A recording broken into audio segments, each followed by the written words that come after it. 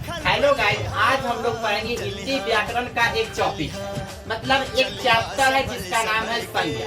जहाँ से बिहार बोर्ड हमेशा 2 या 3 मार्क्स के क्वेश्चन हमेशा पूछता है। और आज की क्लास में मैं 100% गारंटी देता हूँ कि यह आज की क्लास में आपका पूरा डाउट ही क्लियर हो जाएगा संज्ञा के बारे में। तो आइए हम लोग संज्ञा के बारे में पढ़ते हैं। तो संज्ञा किसे कहते हैं? तो जिससे किसी वस्तु, व्यक्ति, अवस्था या गुण या घटना का बोध होता है, जिसे हम लोग संज्ञा कहते हैं। और संज्ञा के बारे में जैसे कि संज्ञा हम लोग कह सकते हैं कोई है, जैसे व्यक्तिवाचक संज्ञा होता है।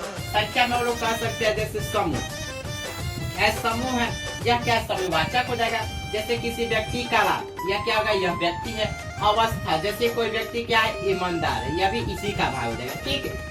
अगला हम लोग संख्या के प्रकार की बात करें तो संख्या मुख्यतः 5 प्रकार का होता है, जिसमें पहला होता है व्यक्तिवाचक संख्या। तो आइए हम लोग व्यक्तिवाचक संख्या के बारे में, जिसमें पहला होता है व्यक्तिवाचक संख्या। तो आइए हम लोग व्यक्तिवाचक संख्या के बारे में बात करते हैं। तो जिससे किसी खास व्यक्ति का बोध होता है, मतलब जिससे किसी व्यक्ति मतलब एक चीज का बोध होगा, तो उसे हम लोग व्यक्तिवाचक संज्ञा कहते हैं। तो आइए व्यक्तिवाचक संज्ञा किसे कहते हैं? जैसे हम लोग कह सकते हैं छपरा, छपरा, एशिया, एशिया,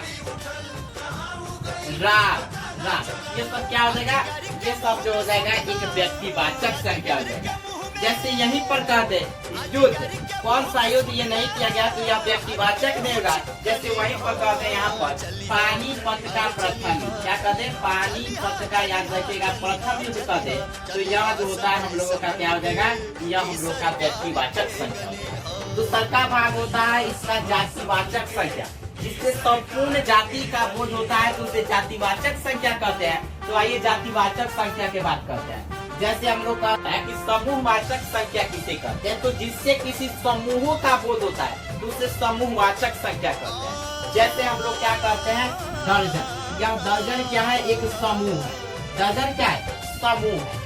फौजी, तो फौजी क्या होता है? वह एक नहीं होते, वह क्या होते हैं? समूह में ही होते। क्या होता है? समूह में ही होते हैं। और अगला कहता है द्रव्यवाचक संख्या। तो वैसी संख्या जिसे मापा या तौला जाए, उसे द्रव्यवाचक संख्या कहा जाता है। जैसे हम लोग क्या कर सकते हैं? घी, दूसरा क्या कर सकते हैं? दूध, और तीसरा क्या कर सकते हैं? दही। मतलब इसमें भी बहुत सारे चीजें आ सकते हैं। ठीक है। अगला कहता है भाववाचक संज्ञा किसे कहते हैं? तो जिससे किसी खास व्यक्ति, मतलब भाव का व्यक्त होगा, वह मुझसे प्यार करती है, यहाँ क्या है? भाव का व्यक्त हो रहा है, जिससे हम लोग भाववाचक संज्ञा कहेंगे। जैसे क्या कर सकते हैं? कोई व्यक्ति क्या है? ईमानदार है। क्या है? ईमानदार है। जैसे कोई व्यक्ति क्या है? याद रखिएगा, कठोर, मतलब कोई व्यक्ति क्या है? क्रोध।